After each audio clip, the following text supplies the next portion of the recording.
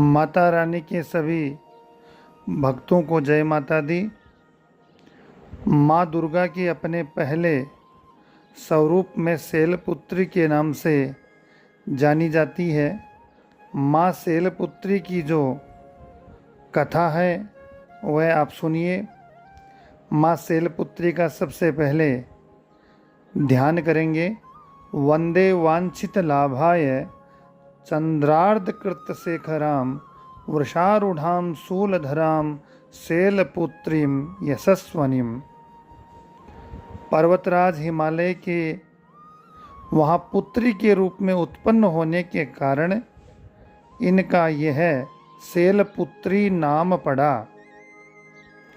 वृषभ स्थिता इन माताजी के दाहिने हाथ में त्रिशूल और बाएं हाथ में कमल पुष्प सुशोभित है।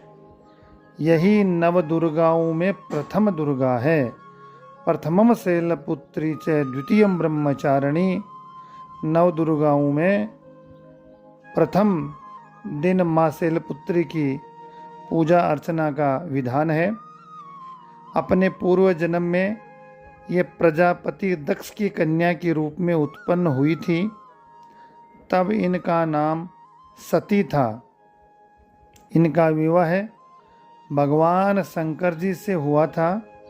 एक बार प्रजापति दक्ष ने एक बहुत बड़ा यज्ञ किया। इसमें उन्होंने सारे देवताओं को अपना अपना यज्ञ भाग प्राप्त करने के लिए निमंत्रित किया, किंतु शंकर जी को उन्होंने इस यज्ञ में निमंत्रित नहीं किया। सती ने जब सुना कि हमारे पिता एक अत्यंत विशाल यज्ञ का अनुष्ठान कर रहे हैं, तब वहाँ जाने के लिए उनका मन विकल हो उठा। अपनी यह इच्छा उन्होंने शंकर जी को बताई।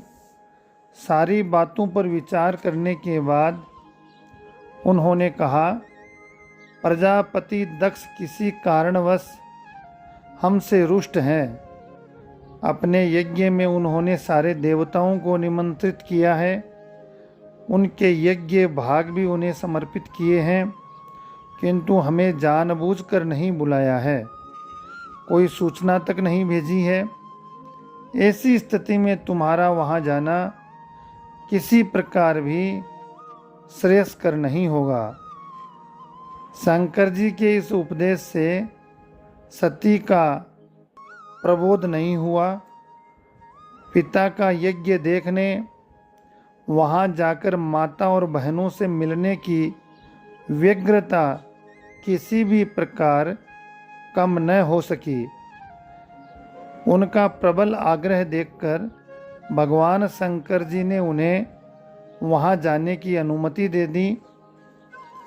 सती ने पिता के घर पहुंचकर देखा कि कोई भी उनसे आदर और प्रेम के साथ बातचीत भी नहीं कर रहा है।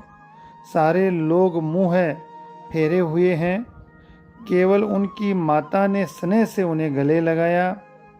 बहनों की बातों में व्यंग और उपहास के भाव भरे हुए थे। परिजनों के इस व्यवहार से उनके मन को बहुत क्लेश पहुंचा। उन्होंने ये भी देखा कि वहाँ चतुर्दिक भगवान शंकर जी के प्रति तिरस्कार का भाव भरा हुआ है। दक्ष ने उनके प्रति कुछ अपमानजनक वचन भी कहे। ये सब देखकर सती का हृदय क्षोभ, ग्लानि और क्रोध से संतप्त हो उठा। उन्होंने सोचा, भगवान शंकर जी की बात न मानकर यहाँ आकर मैंने बहुत बड़ी गलती की है।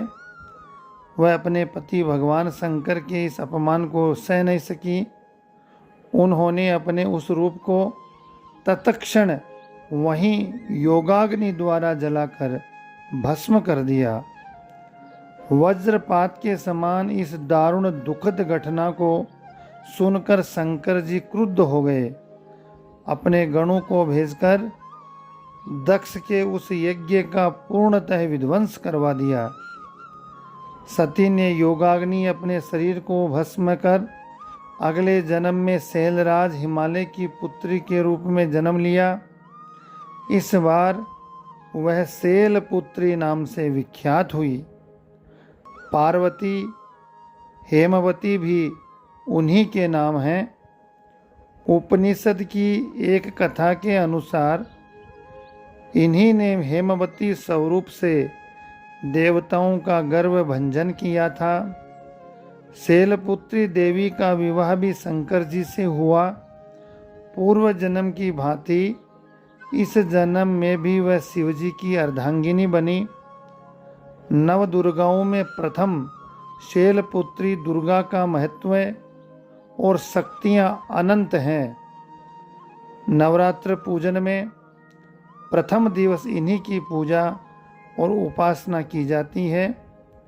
इस प्रथम दिन की उपासना में योगी जन, सिद्ध जन मन को मूलाधार चक्र में स्थित करते हैं। यहीं से उनकी योग साधना का प्रारंभ होता है। इस प्रकार से मां शैलपुत्री का यह शास्त्र सम्मत जो वर्णन है मैंने आपको श्रवण करवाया। आप सभी भक्तों पर माता रानी की सदा कृपा बनी रहे। वीडियो चैनल को लाइक शेयर सब्सक्राइब करें। जय सिया राम, जय श्री कृष्णा, जय माता दी।